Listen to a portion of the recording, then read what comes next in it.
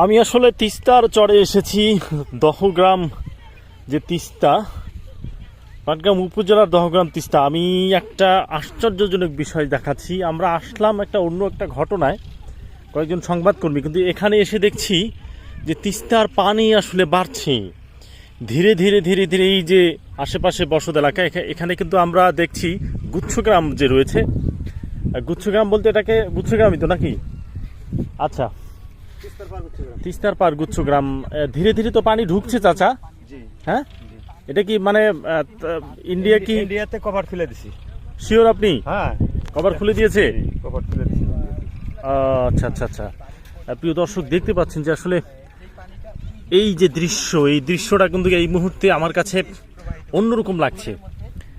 ধীরে ধীরে পানি প্রবেশ করছে, তার মানে ওই অংশটা তাহলে ওইদিকে, ওই অংশ না, মানে ভারতের সাথে লাগা, এটাই তো মেইন নাকি?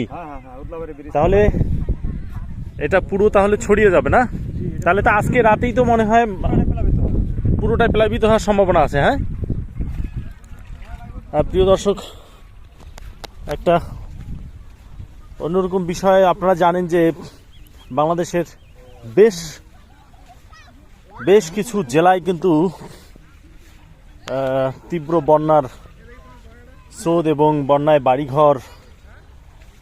অনেক বাড়িঘর ধ্বংস হয়েছে এবং ধীরে ধীরে এই জায়গাটা পূর্ণ হয়ে যাচ্ছে। বাড়িঘর ধ্বংস হয়েছে এবং ধীরে ধীরে কিন্তু এই চিত্র এখন কিন্তু বোঝা যাচ্ছে এবং বলা যায় যে তিস্তার পানি যেহেতু বাড়ছে, সেহেতু এই দিকেও এই তিস্তার যে চর, এই চর কিন্তু আজ রাতের মধ্যে ডুবে যাওয়ার সম্ভাবনা আমি যেটা মনে করছি। এর আগেও তো এইভাবে আপনাদের চোখের সামনে ধীরে ধীরে পানি প্রবেশ করছে, তাই না চাচা?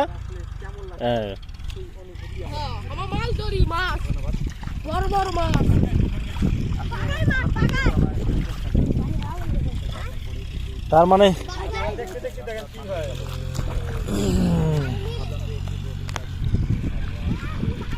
চোখের সামনেই দর্শক, চোখের সামনেই আমি দেখছি ধীরে ধীরে কিন্তু ধীরে এই পানি বাড়ছে, ধীরে ধীরেই পানি বাড়ছে, দেখছেন।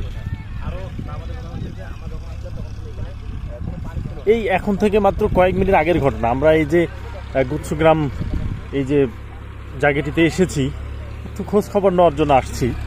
তো এসেই এই বিষয়টি দেখে আমার কাছে একটু মানে অন্যরকম, মানে আমার গাটা শিউরে ওঠার মতো হয়ে গেছে। দেখছেন যে কি অবস্থা।